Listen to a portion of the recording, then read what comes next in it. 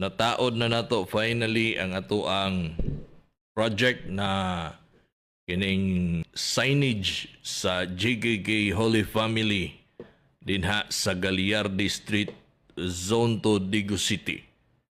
Human gi-request ka nato sa presidente sa maong kapilya nga si Ma'am Gurning Tagaytay.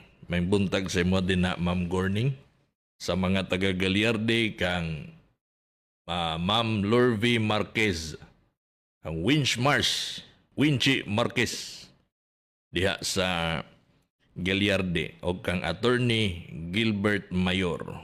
Nataod na nato gahapon ba to isang adlaw ang atuang proyekto. Okay.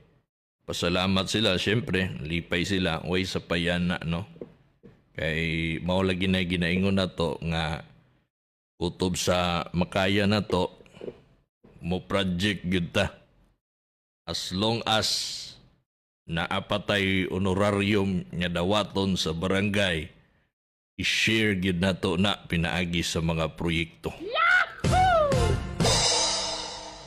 Gituman lang nato mga higala ang atong mga saad, no.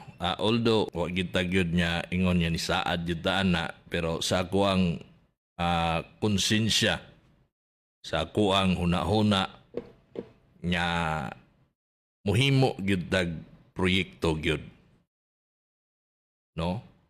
Ikapasigarbo nato ning ato ang pagkakagawad aning barangay Sunados. Di gyud ta magpakaulaw. Kininyong higala Michael Nakwa mohimo gyud nig para kaayuhan proyekto sa atong barangay sa Sunados. Alas 9:28 na sa buntag mga bay.